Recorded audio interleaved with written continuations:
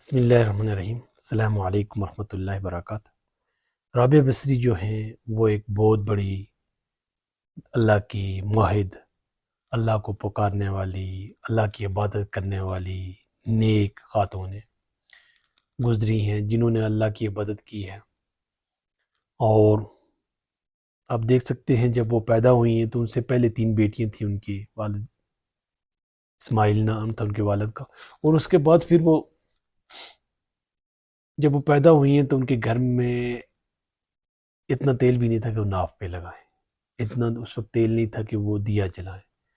تو ان کے والد نے جب کہا گیا، ان کے زوجہ نے کہا کہ کسی سے تیل مانگ کے لے آئیں تاکہ ہم روشن کریں گھر کو، لیکن انہوں نے کہا کہ میں کسی سے گئے مانگنے، لیکن دروازے کو ہاتھ لگا کے واپس آ گئے، کسی اللہ سے مانگو۔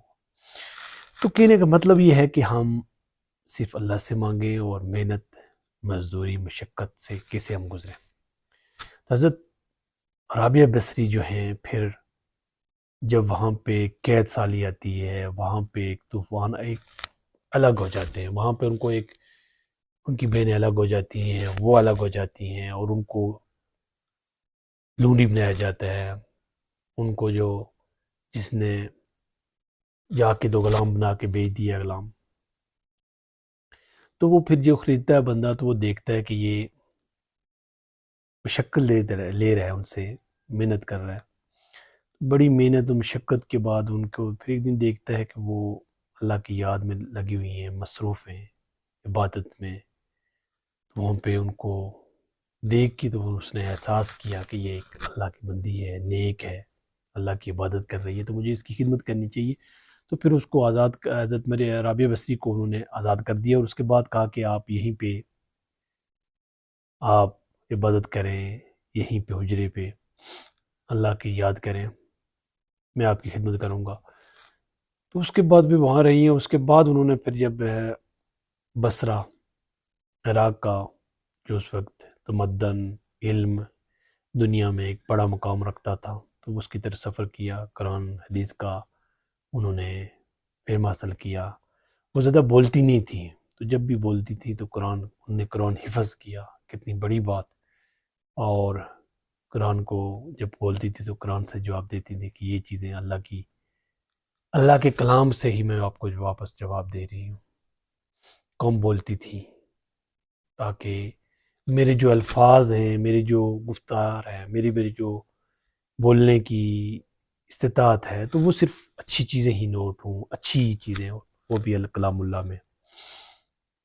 تو بہت سے علماء کرام ان سے ملنے گئے ہیں حضرت رابعہ بصری سے۔ ایک دفعہ کسی نے کہا کہ جب کسی کو کھٹکھٹایا جاتا ہے دروازہ تو کھل ہی جاتا ہے، تو حضرت یعنی اللہ کے دروازے کو جب آپ بار بار اس سے مانگیں گے تو وہ کھل ہی جاتا ہے۔ تو حضرت رابعہ بصری نے جواب دیا کہ اس کا دروازہ بند ہی کب ہوا تھا، دروازہ کھلا ہوا ہے۔ اس وقت بڑے ان سے حیرت ہوتی ہے کہ ایسے علمی بات کی ہے اور بہت ہی پہنچی ہوئی بات کی ہے اللہ کی طرف۔ کہنے کا مطلب یہ تھا کہ وہ کس طریقے سے زہد، تقوی، اور ان سے بہت سے علماء نے مستفید ہوئے ہیں، بہت سے لوگ جو ہے نا ان سے علم کی پیاس بجھائی ہے، اور وہ جنگل میں اور اس طرح کے جہاں پہ کوئی نہ آئے تاکہ اللہ کی عبادت کرتی تھی۔ کسی نے شادی کے لیے کہا تو انہوں نے شادی نہیں کی، اور پھر انہوں نے کہا کہ ابلیس سے آپ کا جو کتنا ایک مخالفت، اور انہوں نے کہا کہ مجھے تو اس کا علم ہی نہیں ہے، میں تو خدا کی محبت اور اس کی شوق اور اس کی عنایات پہ اتنا مجھے احساس ہے کہ مجھے کسی اور کی یاد ہی نہیں رہتی، یعنی مثبت چیزوں کی طرف وہ جاتی ہیں، مثبت چیزوں کو وہ جگہ دے رہی ہیں، صرف عبادت کر رہی ہیں اللہ کے حضور وہ گڑ گڑا رہی ہیں، اللہ سے مانگ رہی ہیں۔ اور یہ کہ دنیا کی یہ کسی نے کہا کہ نعمتوں کے بارے میں بات کی گئی، اور انہوں نے کہا یہ چیزیں ساری فنا ہونے والی ہیں، آپ کو پتہ بھی ہے، تم ان چیزوں کو کیا کرو گے۔ اور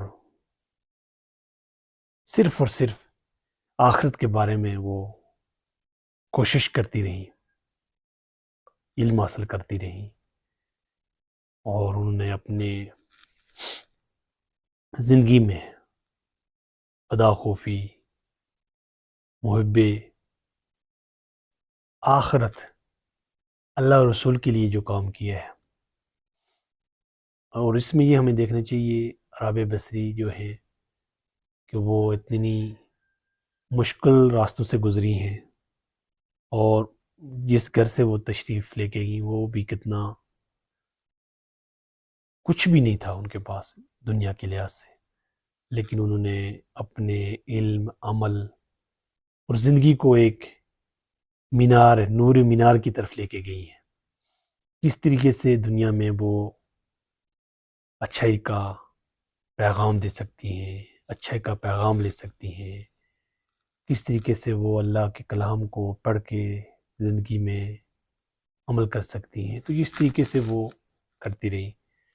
زندگی ایک بامقصد گزارنی چاہیے، محنت کرنی چاہیے، تو اس لحاظ سے کہ ہم جو بھی کچھ کر رہے ہیں یہاں فنا ہونے والے ہے، آخرت کے لیے کریں.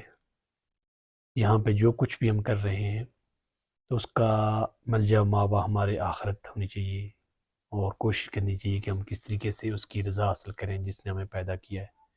تو یہ اس وقت ہو سکتا ہے جب ہم پوری کوشش کریں گے، لیکن یہ اسی وقت ہمارے اندر کتنی تڑپ ہے، کوشش ہے، اور آگے بڑھیں گے تب ہوگی، اس طریقے سے آگے جائیں گے. ورنہ زندگی ایک موقع کے لحاظ سے ہم دیکھ سکتے ہیں ہم کیا کر سکتے ہیں، چھوٹی سی زندگی میں ہم کیا کر سکتے ہیں.